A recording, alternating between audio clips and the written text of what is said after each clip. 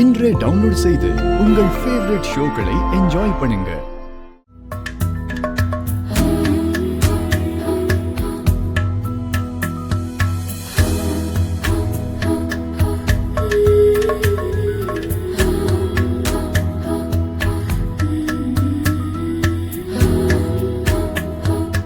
யாரும் பார்க்க மாட்டாங்கன்னு நினைச்சா எல்லாரும் வெச்சக்கண்ணு வாங்காம பாத்துட்டு இருக்காங்க.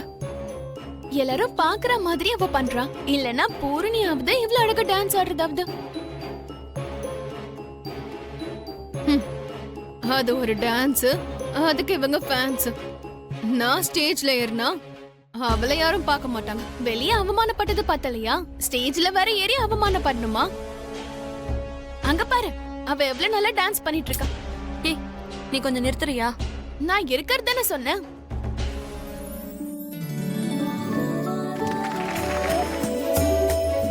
பூர்ணி,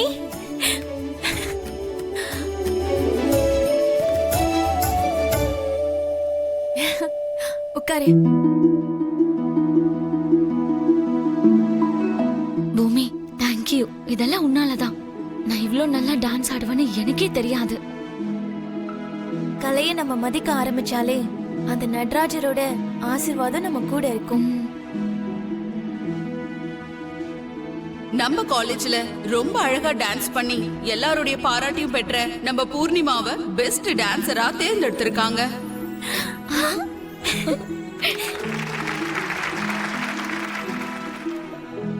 பூர்ணி, போ.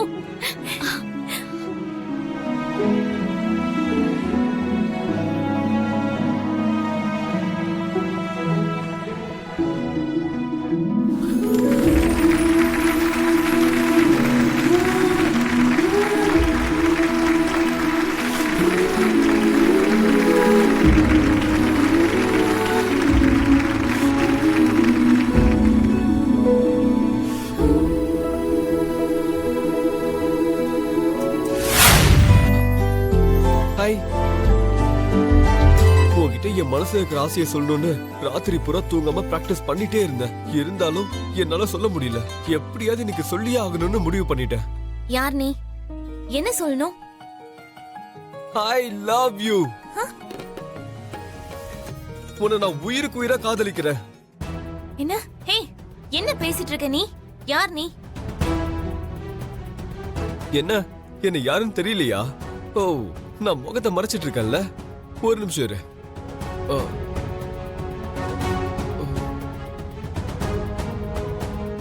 மாட்டிப்பனே. யார் நீ? மூஞ்சியை காட்டு. என்னால அதெல்லாம் காட்ட முடியாது. இப்ப நீ காட்ட போறியா இல்லையா? எல்லாரும் பசங்களை தான் காதலிப்பாங்க, நீ பொண்ணுங்களை காதலிக்கிற டைப்பா? ஏய், என்ன பேசிட்டு இருக்க? அவன் ஆம்பளை. வேணா நீயே பாரு. ஏய், மூஞ்சி காட்டு.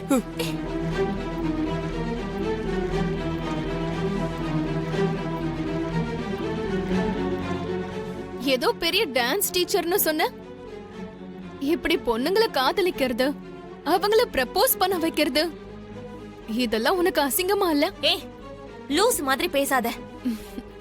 என்ன, காதலிக்கிறது மட்டும் தானா, இல்ல கல்யாணமும் பொண்ணுங்களை தான் பண்ணிப்பியா? வாய்க்கு வந்தபடி பேசுற.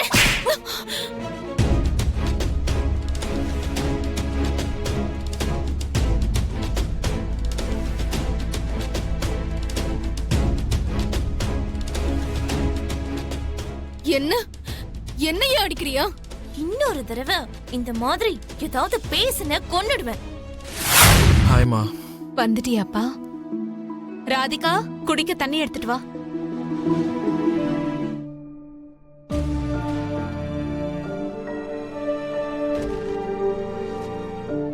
ஏமா ஒரு மாதிரி இருக்கீங்க? ஐயோ, ஒண்ணும் இல்லடா, நான் நல்லா தாண்டா இருக்கேன். சாதாரணமா இருந்தா என் அம்மா எப்படி இருப்பாங்கன்னு எனக்கு தெரியாதுன்னு நினைக்கிறீங்களா? அது வந்து தம்பி. ராதிகா,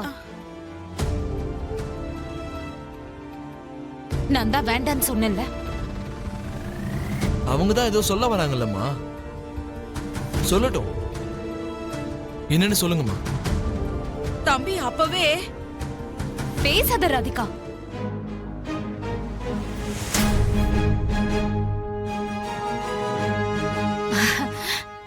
ஒண்ணும் இல்லப்பா, எனக்கு ரொம்ப பிடிச்ச குபேர சிலைய இவ உடைச்சிட்டா. அத நினைச்சு வருத்தப்பட்டுட்டு இருந்தேன்.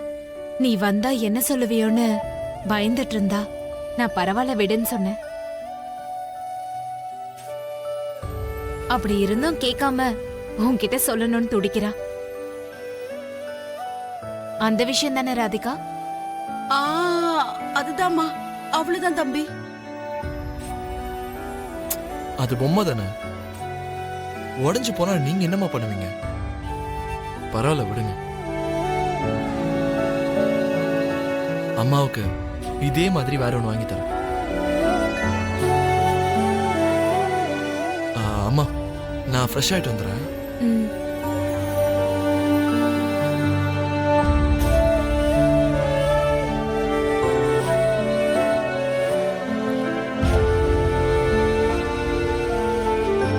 அவங்க அவ்வளவு பேச்சு பேசினாங்க, அந்த விஷயத்த போய் தம்பி கிட்ட மறைக்கிறீங்களேம்மா. அவன் கோவப்பட்டு யாராவது உயிர் போச்சுன்னா அதுக்கும் வேதனைப்பட வேண்டியது நான் தானே. அதனாலதான் சொல்ல வேண்டாம்.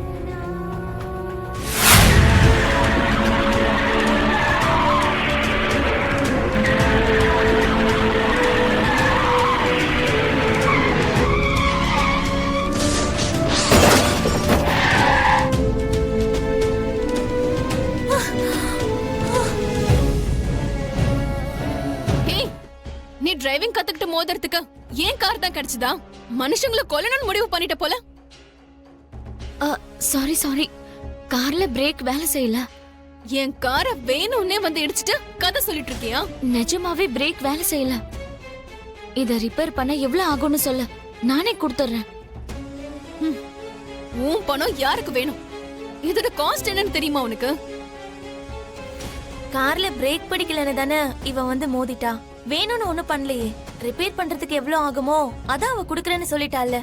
இங்க பாரு, எனக்கு தேவையானது பணம் கிடையாது. கொஞ்ச நேரத்துக்கு முன்னாடி அப்படி சீன் போட்டீங்க. இப்ப காட்டுறேன் நான் யாருன்னு. போலீஸ்ல கம்ப்ளைண்ட் கொடுத்தா அவங்களே பாத்துப்பாங்க. வேண்டாம் ப்ளீஸ். சொன்னா கேளு ப்ளீஸ். வேண்டாம், பண்ணாத. Hello police station.